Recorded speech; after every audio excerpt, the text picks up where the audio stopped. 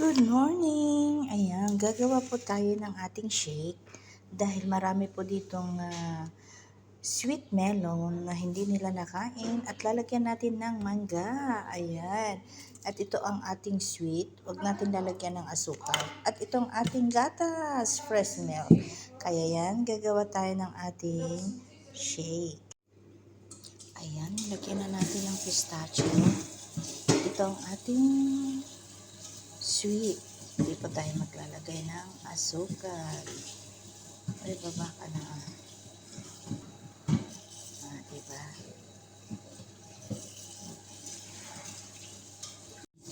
Ito ang ating gatas. Ito na po ang ating shake. Tapos na po. Ayan. O, diba? Ito na po ang aking kasama ng almusal. Ayan. O, diba?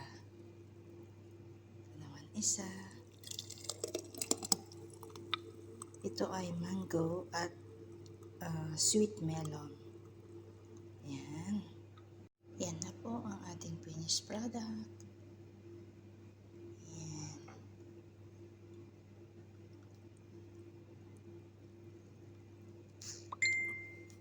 Dala pa lang. Sweet melon and mango with toppings and mixed pistachio. Yan. Gagawa na naman tayo ng ating drinks. O, diba? Ayan. Pag maparaan ka, mayroon kang kakainin, hindi ka magugutom. O, diba? Ayan, tikman natin.